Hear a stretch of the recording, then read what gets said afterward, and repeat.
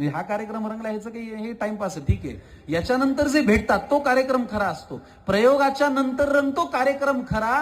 प्रत्येक प्रेक्षकाची भेटायची वेगळीच तऱ्हा. काही त्यांच्या प्रेमाचं मला रौद्र रूप दावतात, कमावलेली सगळी ताकद त्या शेख्यांमध्येच लावतात. खूप लोकांना सवय असते, अरे बरं वाटलं भेटून, अरे बरं वाटलं, माझा जीव घेतो काय माझा.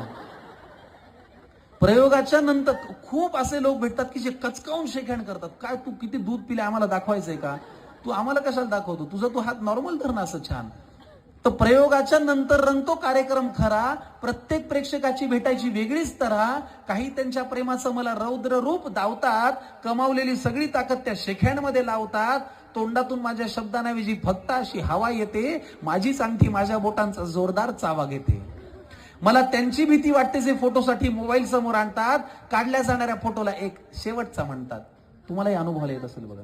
मला त्यांची भीती वाटते जे फोटोसाठी मोबाईल समोर आणतात, काढल्या जाणाऱ्या फोटोला एक शेवटचा म्हणतात. शेवटचा म्हणजे या फोटो नंतर नेमकं काय घडणार आहे, फोटो काढल्यावर हा बापडा का मी स्वतः मरणार आहे. आता काही लोकांना अशी सवय असते बघा, नीट लक्ष द्या, की काही येऊन बोलतात फार उत्तम, जे म्हणायचं तेच म्हणतात. काही येऊन बोलतात फार उत्तम, जे म्हणायचं तेच म्हणतात, पण बोलता बोलता कळत न कळत तोंडाजवळ तोंड आणतात. त्यांनी सोडलेल्या उच्छ्वासांचा माझ्यासाठी श्वास होतो, त्यांनी इंटरव्हलला हाणलेल्या वड्यांचा मला खमंग वास येतो. आता काही कॅटेगरी अशी पण असते बघा, काही भेटायला येऊन म्हणतात सर जवळ या की. असेही प्रेक्षक काही भेटायला येऊन म्हणतात सर जवळ या की, हे आमचं बाळ आहे याला तुम्ही कडेवर घ्या की.